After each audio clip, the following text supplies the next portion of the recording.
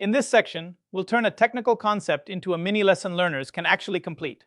You'll define the outcome, explain the idea, show a demo, build in practice, and recap the learning, whether you have 5, 15, or 30 minutes. So far, you've built the foundation: trainer confidence, stronger voice control, fluency, and clearer technical explanations. Now we'll bring those skills together by designing a short mini lesson that feels structured, practical, and learner-friendly. A mini training lesson is more than a short talk. It is a complete learning cycle built around one clear skill or technical idea. You define the objective, explain the concept in simple terms, show an example or demo, let learners try a small practice activity, and close with a recap. That structure keeps the lesson focused, manageable, and useful for beginner trainers. The best mini lessons start with a topic that is narrow enough to produce a clear result. Cloud computing or Python basics may sound useful, but each one hides too many decisions. Instead, choose one learner problem and one action. Create an S3 bucket, write a Python function, or configure one security rule. The test is simple. By the end, can learners understand or do one specific thing with confidence? Clear objectives turn a lesson from here is information into here is what you can do. Start with the learner. By the end, you will be able to then choose an observable action verb, such as configure, analyze, troubleshoot, or compare. Add the technical task and finish with the success condition. For example, configure a basic firewall rule to allow HTTP traffic. Once the objective is clear, every explanation, demo, and activity should support it. The objective verb is the contract you make with learners. For a conceptual lesson, ask learners to understand or explain. For technical practice, use configure or build, because success means doing the work. For judgment calls, use analyze or compare. For failures and edge cases, use troubleshoot or debug.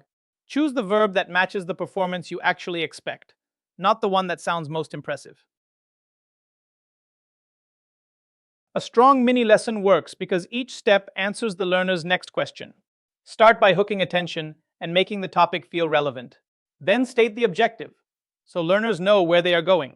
Explain the concept before you demonstrate it, and use a quick example to make it concrete. After the demo, shift responsibility to learners through practice. Finish by recapping the key idea and giving one clear next step. Think of the hook as the doorway into the lesson. Before learners commit attention, they need a reason to care. Strong openings usually come from something familiar: a problem they might face, a mistake they have seen, a workplace situation, or a question they want answered. Keep it brief and tightly connected to the objective. A hook should create curiosity, not pull learners away from the learning path. Once learners know the goal, give them just enough concept to move forward. Start with a plain definition. Then break the idea into 2 or 3 parts: what it is, why it matters, and how it works. Think of it like packing for a hike. You bring the essentials, not every tool you own. Extra theory creates mental overload.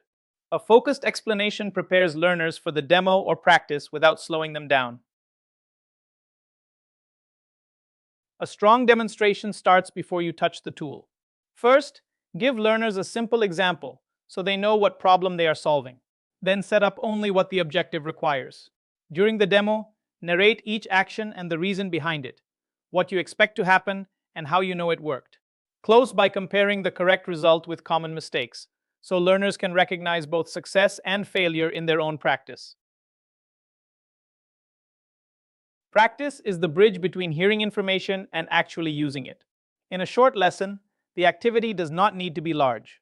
It needs to be clear, doable, and directly tied to the objective. Ask learners to answer a question, solve a small scenario, or troubleshoot a common mistake. Make the expected output obvious so learners know what success looks like and you can quickly check understanding. A strong recap closes the loop. Restate the objective. Summarize 2 or 3 key ideas and ask one quick question to check understanding. Then give a clear next step for practice. This helps learners remember what matters and helps you decide if they are ready to move on. Time boxing is how you protect both focus and finish. A 5-minute lesson is not a compressed full class. It is one idea, one example, and a fast recap. With 15 minutes, you can add a short demo and one learner action. With 30 minutes, you can slow down, guide practice, and answer questions. The discipline is deciding what each minute is for, so the lesson feels complete, not rushed or unfinished. Before you teach, turn your plan into a one-page blueprint. Start with the objective, because every choice should serve that outcome. Then map the flow: hook, explanation, demo, practice activity, and recap. Rehearse aloud with a timer, not silently in your head. Record one run-through, then listen for unclear wording, rough transitions, rushed pacing, and confidence. Adjust, rehearse once more, and you're ready to deliver. You now have a formula for mini lessons. Start with one clear outcome, build a structured flow, add practice, and time box the experience. That shift matters. You are no longer just explaining technical content. You are designing learning. Next, we'll make that learning visible with slides and visual aids.